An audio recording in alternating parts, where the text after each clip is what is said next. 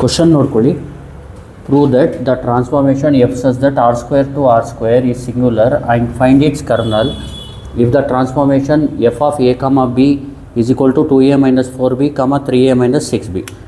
ನೋಡಿ, ಇದನ್ನ ಸೊಲ್ಯೂಷನ್ ಮಾಡೋದು ಯಾವ ಥರ ಅಂದರೆ, first F such that transformation ಬರ್ಕೋಬೇಕು, R square to R square.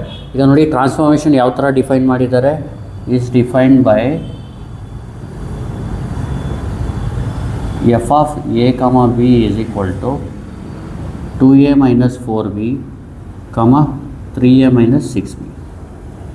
Transformation ಬರೆದಾದ್ಮೇಲೆ ನಾವೇನು ಮಾಡಬೇಕು, ಈ ಟ್ರಾನ್ಸ್ಫಾರ್ಮೇಷನ್ನ ಮ್ಯಾಟ್ರಿಕ್ಸ್ ಫಾರ್ಮಲ್ಲಿ ಬರ್ಕೋಬೇಕು. ಯಾವ ಥರ ನೋಡ್ಕೊಳ್ಳಿ, F of A comma B is equal to,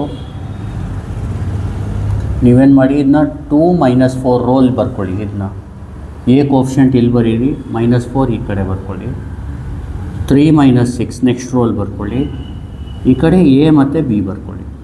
ಇದು ನೋಡಿ, ಈ ಥರ ರೋ ಕಾಲಮ್ ಮಲ್ಟಿಪ್ಲೈ ಮಾಡಿದ್ರು 2 × a ಏನಾಗುತ್ತೆ, 2a - 4b ಫಸ್ಟ್ ಎಲಿಮೆಂಟ್ ಬರುತ್ತೆ, next 3a - 6b next element ಬರುತ್ತೆ. ನೋಡಿ, ಇದನ್ನ ಈ ಥರ ಬರ್ಕೋಬೇಕು, ಮ್ಯಾಟ್ರಿಕ್ಸ್ ಫಾರ್ಮಲ್ಲಿ ಬರ್ಕೋಬೇಕು. ಆಮೇಲೆ ಏನು ಮಾಡಬೇಕು, ಇದನ್ನ ಲೆಟ್ ಎ ಅಂತ ತಗೋಬೇಕು. Let A is equal to 2 - 4, 3 - 6. ಈಗ ಇದ್ರದ್ದು ಡಿಟರ್ಮಿನೆಂಟ್ನ ಫೈಂಡ್ ಮಾಡಬೇಕು. Determinant of A is equal to determinant of 2 - 4, 3 - 6.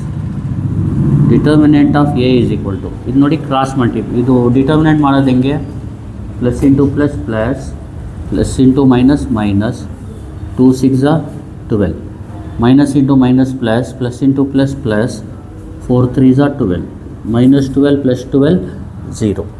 ನೋಡಿ, ಡಿಟರ್ಮಿನೆಂಟ್ ಆಫ್ ಎ 0 ಬಂದರೆ ನಾವು ಎಫ್ ಟ್ರಾನ್ಸ್ಫಾರ್ಮೇಷನ್ನ ಸಿಂಗ್ಯುಲರ್ ಅಂತ ಹೇಳ್ಬೋದು. Since determinant of A is 0, F is singular ಅಂತ ಹೇಳ್ಬಿಡಿ. ನೋಡಿ, ಸಿಂಗ್ಯುಲರ್ದು ಆಯಿತು. ಈಗ ನೆಕ್ಸ್ಟ್ ಏನು ಫೈಂಡ್ ಮಾಡಬೇಕು, ಸಿಂಗ್ಯುಲರ್ ಆದಮೇಲೆ ಕರ್ನಲ್ನ ಫೈಂಡ್ ಮಾಡಬೇಕು. ಇದನ್ನ ಯಾವ ಥರ ಫೈಂಡ್ ಮಾಡೋದು ನೋಡ್ಕೊಳ್ಳಿ. ದ ಕರ್ನಲ್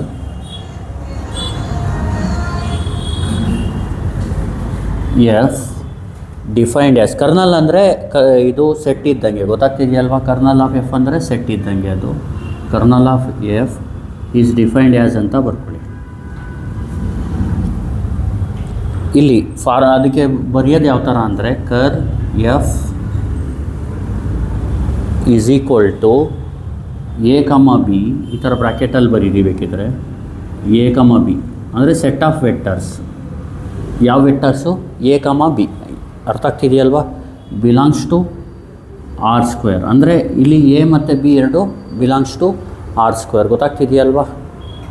ಇಲ್ಲಿ ನೋಡಿ, set R square to R square. ಇಲ್ಲಿ ನೋಡಿ, ಇಲ್ಲಿ ಎ ಕಮ ಬಿ ಬಂದು ಇಲ್ಲಿ ಇನ್ಪುಟ್ ಇದ್ದಂಗೆ, ಗೊತ್ತಾಗ್ತಿದೆಯಲ್ವಾ? ಇದು ಆರ್ ಸ್ಕ್ವೇರಿಂದ ಬಂದಿರಬೇಕು. ಆರ್ ಸ್ಕ್ವೇರ್ ಅಂದರೆ ಏನು ರಿಯಲ್ ನಂಬರ್ ಇರಬೇಕು, ಬಿನೂ ರಿಯಲ್ ನಂಬರ್ ಇರಬೇಕು. ಆದರೆ ಕಂಡೀಷನ್ ಏನಂದರೆ, ಆ ಎ ಕಮ ಬಿ ಏನಾದರೂ ಎಫಲ್ಲಿ ಹಾಕಿದ್ರೆ ಆನ್ಸರ್ 0, 0 ಬರಬೇಕು. ಏನು ಬರಬೇಕು? ಎಫ್ ಆಫ್ ಎ ಕಮ ಬಿದು ಆನ್ಸರ್ ಏನು ಬರಬೇಕು? 0, 0. ಈಗೇನು ಮಾಡೋಣ, ಈ F of A comma B 0, 0 ಅಂದ್ರೇನು? So F of A comma B ಅಂದ್ರೇನು? 2a - 4b, 3a - 6b is equal to 0, 0. ಅರ್ಥ ಆಗ್ತಿದೆಯಲ್ವಾ? ಈಗ ನೋಡಿ, implies 2a - 4b is equal to 0 ಮತ್ತು 3a - 6b is equal to 0. ಇಲ್ಲಿ 2a is equal to 4b. ಇಲ್ಲಿ ಒಂದು ಕೆಲಸ ಮಾಡಿ, ಇದನ್ನ ಇಕ್ವೇಷನ್ 1 ಅಂದ್ಕೊಳ್ಳಿ, ಇದನ್ನ ಇಕ್ವೇಷನ್ 2 ಅಂದ್ಕೊಳ್ಳಿ. ಅರ್ಥ ಆಗ್ತಿದೆಯಲ್ವಾ? From 1 2a - 4b is equal to 0 ಇರೋದು ನೋಡಿ, ಮೈನಸ್ ಇರೋದು ಏನಾಗುತ್ತೆ, ಈ ಕಡೆ ಬಂದರೆ ಪ್ಲಸ್ ಆಗುತ್ತೆ. a is equal to 4b/2 ಅಂದರೆ a is equal to 2b ಆಗುತ್ತೆ. ಅರ್ಥ ಆಗ್ತಿದೆಯಲ್ವಾ? ನೋಡಿ, ಎ ವ್ಯಾಲ್ಯೂ ಬಂದು ಏನು ಬಂತು, 2b. ಈಗೇನು ಮಾಡಬೇಕು, ಲೆಟ್ ಎನ ಅಸಂಪ್ಷನ್ ಮಾಡ್ಕೊಳ್ಳಿ, ಬಿನ ತೊಗೊಳ್ಳಿ, ಬಿನ ಅಸ್ಯೂಮ್ ಮಾಡ್ಕೊಳ್ಳಿ. ಇಲ್ಲಿ ಬರೀತೀನಿ ನೋಡಿ, let B is equal to T ಅಂತ ತೊಗೊಳ್ಳಿ. ಅರ್ಥ ಆಗ್ತಿದೆಯಲ್ವಾ? ಬಿನ ಟಿ ತೊಗೊಂಡ್ರೆ ನೋಡಿ, where T belongs to real number, T ಬಂದು ಎನಿ ಅಂದರೆ ಅದು ರಿಯಲ್ ನಂಬರಿಂದ ಇರಲಿ. ಗೊತ್ತಾಗ್ತಿದೆಯಲ್ವಾ? ದೆನ್ ಎ ಏನಾಗುತ್ತೆ,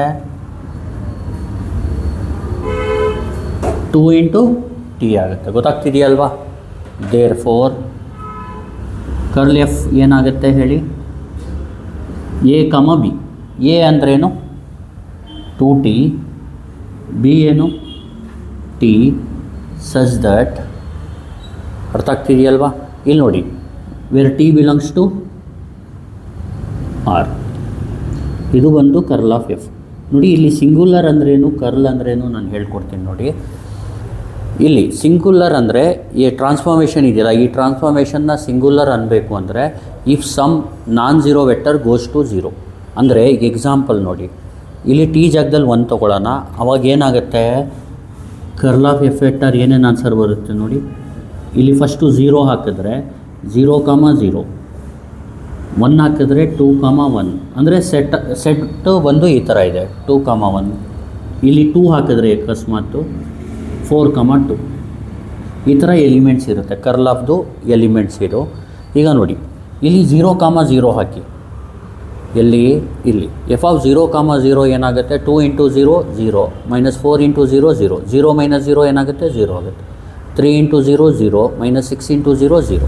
ಅಂದರೆ ಎಫ್ ಆಫ್ 0,0 ಏನು ಆನ್ಸರ್ ಬಂತು, 0,0.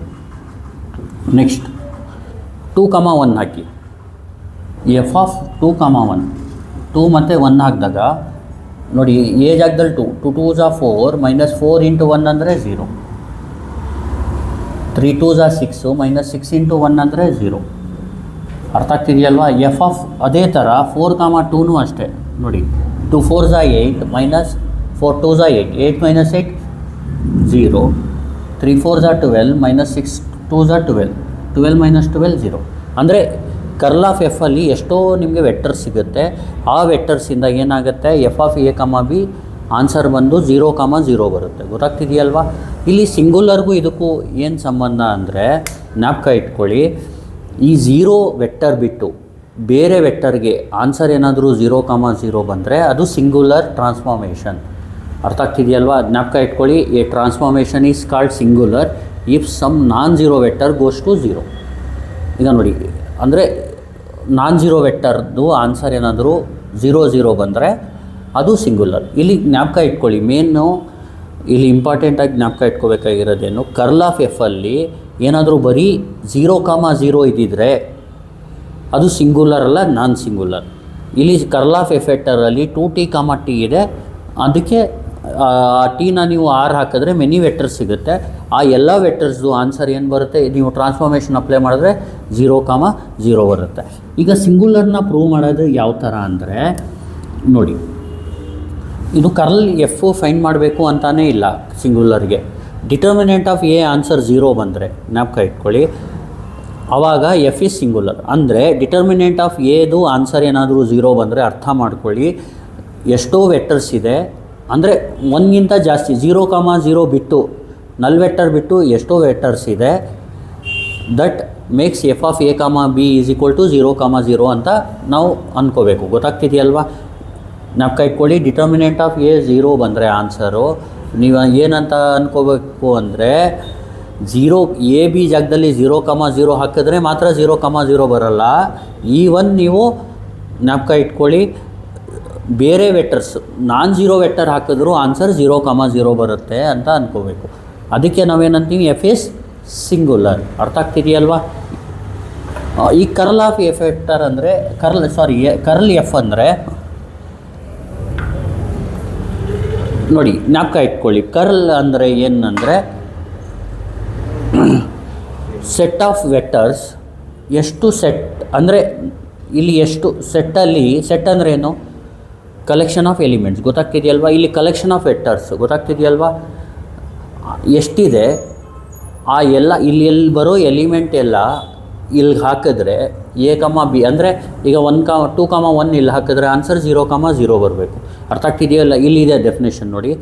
ಕರ್ಲ್ ಆಫ್ ಎಫ್ ಅಂದರೆ ಏನಂದರೆ A comma B belongs to R square. ಅಂದರೆ A comma B belongs to R square ಯಾಕೆ ತೊಗೊಂಡಿದ್ದೀವಿ ಅಂದರೆ ಇಲ್ಲಿ ಇನ್ಪುಟ್ ಹಾಕೋದು ನಾವು.